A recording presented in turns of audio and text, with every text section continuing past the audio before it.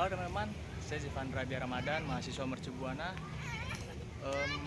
prodi manajemen khususnya untuk melaksanakan tugas ekonomi makro yang didosenkan oleh Bapak Syahrizal Chan. Di sini saya sedang berada di Pasar Jaya Kedoya. Di sini saya akan melakukan visit atau bertanya-tanya mengenai kenaikan atau bahkan keturunan harga di harga bahan-bahan pokok di pasar ini. Disaksikan ya guys.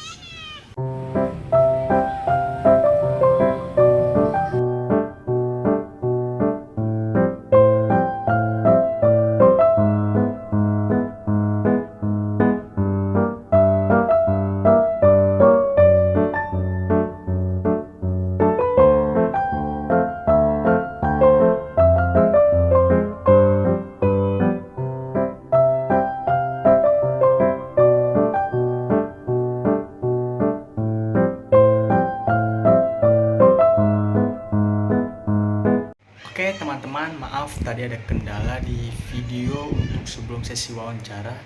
Jadi kita masuk aja untuk sesi wawancara untuk ke bahan-bahan pokok atau lebih tepatnya ke bahan-bahan dapur. Oke, kita simak wawancaranya. Selamat sore Ibu. Dengan siapa saya bicara Ibu kalau boleh tahu namanya? Ibu Sri Bumbu. Ibu Sri. Di sini Ibu itu menjual apa aja ya Ibu ya kalau boleh tahu? Bumbu dapur ya. Iya, bumbu dapur, bawang, seperti bawang merah. Ya rempah-rempah lah ya. Rempah-rempah ya. Saya ingin bertanya Ibu mengenai untuk tugas saya ini kan mengenai bahan pokok atau bumbu dapur lah ya Bu ya. Kita kan setelah merayakan Hari Idul Fitri kan akan pasti ada kenaikan ya Ibu ya. Itu bagaimana sih Bu menurut Ibu sebagai pedagang bumbu dapur di pasar tradisional? Iya, naiknya jauh banget. Dan naikin lagi nih mah pindah harga. Bawang merah aja yang tadinya dari sononya 40, sekarang 70. Hampir 2 kali lipat ya Ibu ya. Iya. Itu apakah ada impact sendiri sebagai seorang pedagang untuk kebutuhan sehari-hari untuk rumah tangga itu bagaimana Ibu ya? Iya, itu kan bawang merah, bawang putih pokok. Kalau cabai naik, ibu masih bisa skip, masak nggak usah pedes lah. Iya. Kalau bawang merah kan bawang putih harus. Harus ya itu bumbu dapur. Kalau Iya. cabai bisa opsional ya Bu ya Iya. untuk pedas rasa.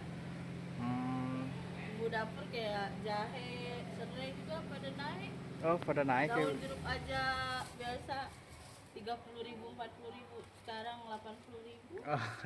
Terus lebaran malah tambah mahal. Oh tambah mahal ya Ibu. Iya, pindah harga bukan naik lagi. Tapi kalau untuk pendapatan setelah biasa hari-hari raya gitu semakin meningkat atau gimana Ibu? Kalau mau lebaran sih lumayan. Alhamdulillah ya Bu ya. Oke. Sehari bisa 2 juta, 3 juta. Alhamdulillah. Lah, ya. Kalau Cukup. hari biasa 500 aja. Cukup. 500 aja sampai Iya. sore. Cukup lah Ibu ya untuk ya lumayan lah ya Iya. untuk mendapat.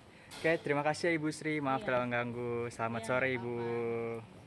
Nah, itu dia mungkin adalah pendapat sebagai seorang penjual bahan-bahan dapur. Jadi ya begitulah guys, keadaannya kenaikan harga atau bahkan keturunan harga juga terjadi setelah ataupun sebelum hari-hari raya gitu guys. Oke guys, setelah kita mewawancara bahan-bahan dapur, lalu saya bertemu lagi nih tapi berseberangan di depannya pasar. Jadi dia adalah penjual bahan pokok, lebih tepatnya atau lebih dominannya yang terlihat itu dia menjual telur. Jadi kita langsung wawancara aja ya guys ya. Oke guys, see you.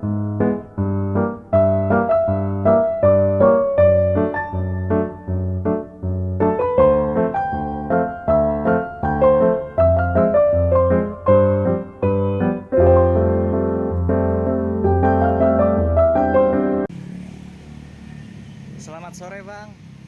Ya, atas nama Abang siapa ya? David. Oke. Ini Bang izin bertanya sebagai pedagang bahan pokok ya, khususnya di bidang telur atau minyak-minyakan. Kan kita habis merayakan Idul Fitri ya. Itu pun apakah ada kenaikan atau bahkan keturunan harga lah? Apakah ada atau gimana ya? Kebetulan kalau setelah Idul Fitri harga malah turun.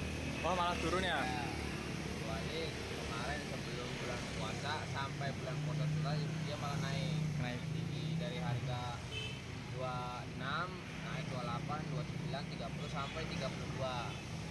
Tapi untuk pas Hamin 2 lebaran dia turun 30 dan sekarang turun 29. Oh, 29. Berarti untuk sekarang ini udah normal ya harga standar per kilo? Ya belum sih. Oh, normal belum ya? Mungkin bisa jadi turun lagi, mungkin masih bisa. Ini Berat- masih sistem tujuan Ya. kan. Berarti kalau untuk pendapatan udah pasti naik atau turun ya? Tergantung harga penjual. Ya, Iya. pendapatan juga ya namanya orang dagang. Namanya ya. orang dagang ya. Kadang kita dapat satu hari ini bisa naik, kadang besoknya bisa turun, nggak tentu kalau pendapatan nggak bisa dipatokin. Oke. Terima kasih ya Bang David. Selamat sore.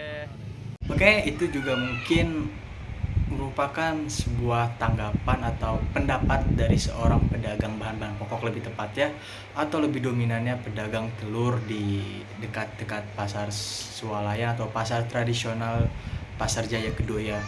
Jadi ya kurang lebih itulah wawancara, kita hanya dapat 2 guys, lebih tepatnya kayak belum buka, masih belum beraktivitas normal pasar tersebut. Jadi see you guys. Oke, itulah beberapa ya, kita hanya sayang sekali hanya dapat 2 pedagang saja untuk yang kita bisa wawancara. Mungkin next video kita akan mewawancara lagi lebih luas bagaimana kenaikan harga bahan pokok di pasar-pasar tradisional. Oke, sampai jumpa guys. Bye bye. Assalamualaikum.